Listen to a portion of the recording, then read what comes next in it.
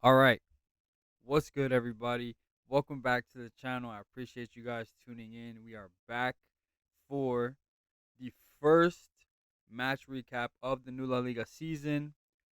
Barcelona just played Mallorca. I got to be honest with you guys. This is like my third time recording this video. It's almost like my computer doesn't want me to make the video entirely.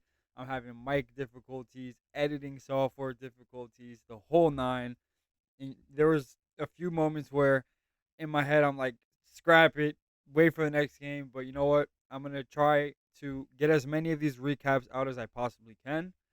Um, if I can do one for every game, I definitely will because I'm gonna try to watch every game this season, like I usually do. But at the very least, I want to make sure that I do the quote unquote important games. And this being that it is the first game of the season, it's pretty important. It's pretty important, I would say, especially after a long, very eventful, drama-filled, controversy-filled summer. I've been dying for this game. I've been waiting for it. I was super excited, and it did not disappoint. And so here we go. Okay, so Barca won against Mallorca today. If you don't already know, 3-0 goals from Rafinha, Ferran Torres, and Lamin with probably the last kick of the game scored a nice goal in the 94th minute. And this game was just a mess. This game was just a mess. Let's just call it what it is. Um, like I said, did not disappoint being the first game of the season. There were two red cards in the first half for Mallorca. One was the second yellow by one of the defenders on Lamin, a foul just outside the box, and it was a clear foul. Commentator said it. It was very obvious.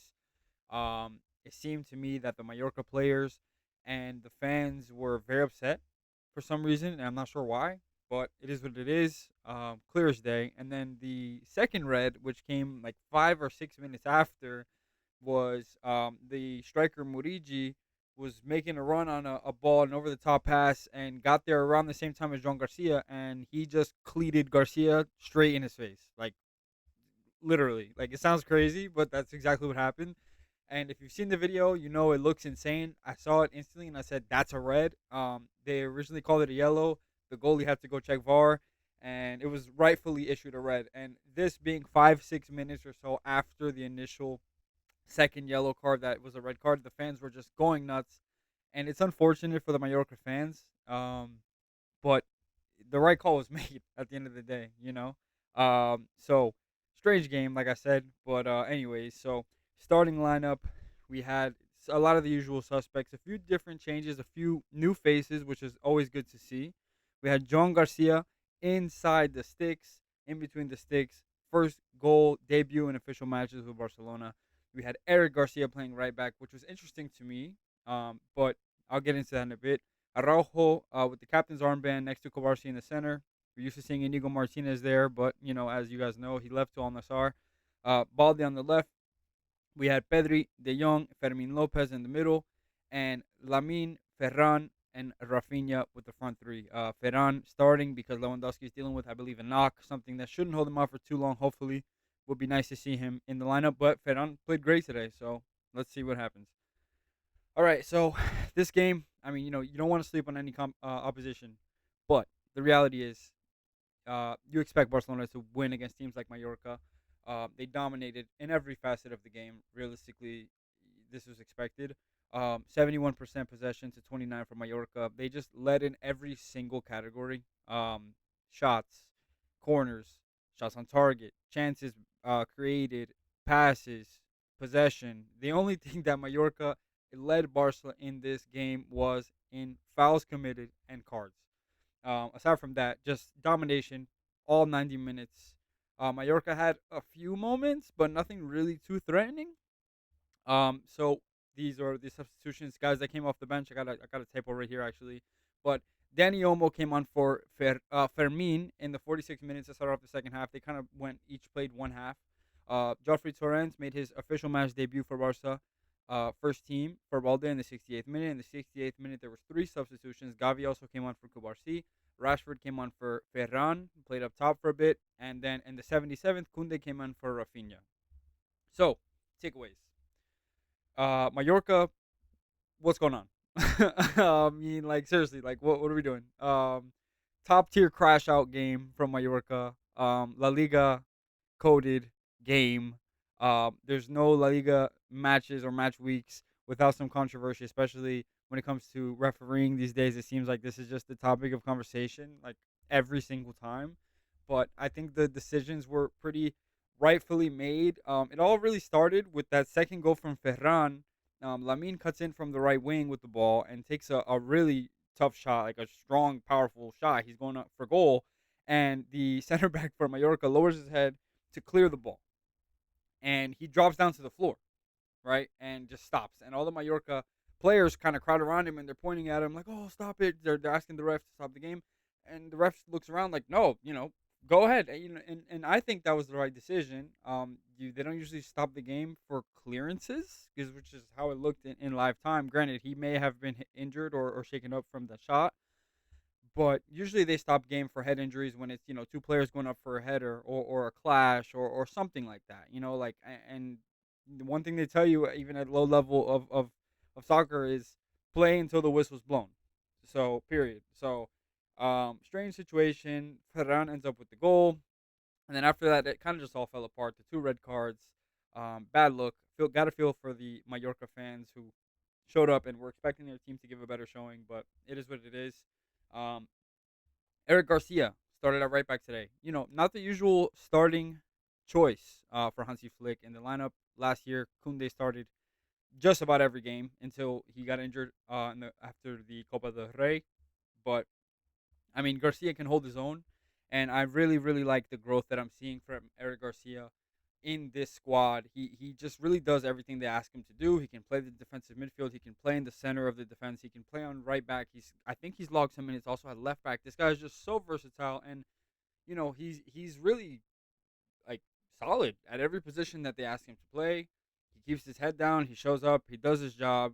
Plays for the badge, and I couldn't be happier with Eric Garcia. There was a time when I thought he was going to get sold, and I would have been okay with that. But now looking back, I mean, this guy is really, really important to this team. Fermin and Olmo at the 10. So this is going to be something that I think is going to happen. We're going to follow this throughout the course of the season. I think it's going to be matchup dependent. Meaning today Fermin started.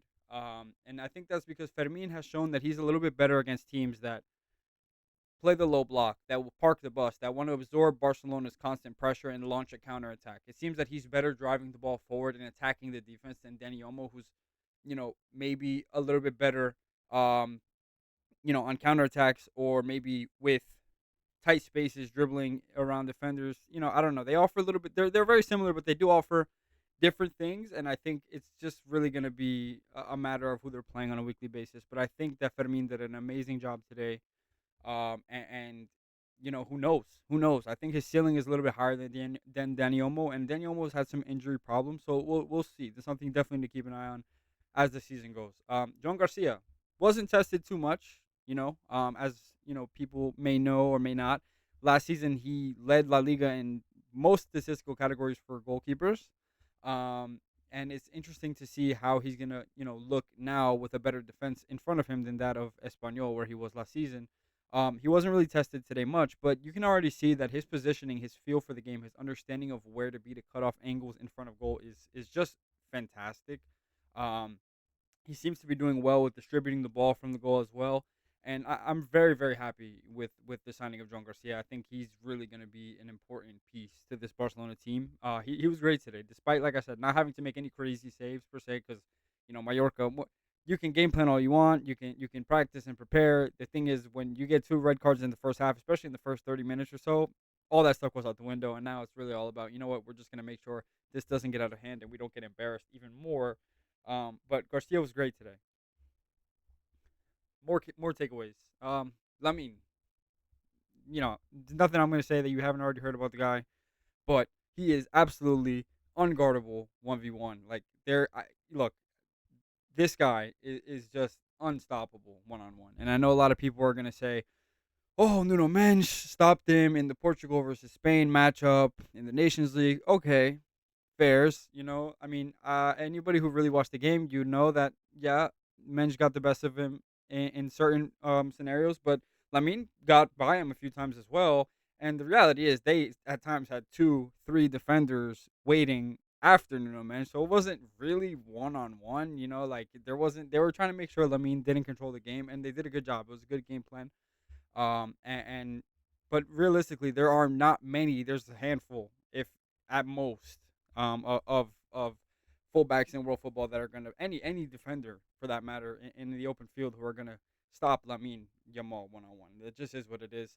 And that leads me to my next takeaway, which is the Rafinha and Baldoy overlap is just a nightmare. It's unbelievable. I love it. I think those two players complement each other perfectly, and it works well with Lamine because they might game plan to blanket one side of the field to try and take Lamine out of the game, but you really can't because he's not the kind of player that's going to dribble nonstop over and over and over again into a defender and lose the ball. If he feels that pressure coming to him, he's looking for the open man. He's looking to make a pass or create a play, and he has the vision and the ability to make a pass laterally across the field. And you saw that today with the first goal. He made a beautiful pass across field to Rafinha, who headed it in. And I think with Rafinha, with Balde, these guys are just overlapping and switching positions on the left hand side. Rafinha is one of the best players in all of world football right now when it comes to running into space and getting the ball on the counter. And I think that I really do think that this season Rafinha and Balde are going to take an even bigger step to an even greater level because of this. I mean, the more defenders focus on Lamine on the right side, that's less eyes on Balde and Rafinha on the left side, and it's just like pick your poison. Um, so back like they never left. I mean, last season Barcelona was without a doubt one of the best teams in Europe, perhaps the best. A lot of people are going to say PSG, understandably, deservedly, they won the Champions League, but I would have definitely liked to have seen Barca last season against PSG. But they picked up off of it seems like they're building. They didn't really grab anybody in the transfer window that's going to shake up the chemistry of the squad or the style of play. I think these guys are building upon a great product last season. They were one of the most entertaining teams. They scored a lot of goals and they played well together. And I think this is only a continuation of that. Player of the match, Lamine, goal and assist. I believe he had the most dribbles completed. He won the most duels of the match. I mean, this is something you're going to hear throughout the season. This kid is just on another level, straight up. I mean, what else can be said? Arguably the best player in the world right now. In my opinion, at his position, there is nobody better. Um, and he's only going to get better, which is a crazy thought. And I'm just so happy that he plays for FC Barcelona. Honorable mention, Pedri. So, for most people, these are the two best players on Barcelona. These are the two most important players on Barcelona. And without these two guys, the team just doesn't tick the same. The reality is, I would argue that Pedri is a little bit more important to Lamine, but the numbers are going to favor Lamine, especially, being that he's an attacker. But Pedri, I mean, 93% accuracy with his passes, most chances created in the match. I mean, these guys are just like peanut butter and jelly to the Barcelona style of play, and they are great together. And so I think if it wasn't Lamine, it's going to go to Lamine with the goal and the assist. But I do think that Pedri was just as important today, and he was great. Even though, as the old saying goes, they used to say about Busquets, you watch the game, you don't see Busquets, but if you watch Busquets, you see the whole game. And I think now that mantle has been passed on to Pedri, and he's fantastic. These two guys were great today. So the next match will be a week from today, Saturday, August 23rd, Barca against Levante in Valencia. So we'll see, today with the two red cards and the tackles, and it was just a mess. There was plus 7 minutes of added time into the first half. It was just a total mess. So I don't think today was a great representation of how the entire season is going to go.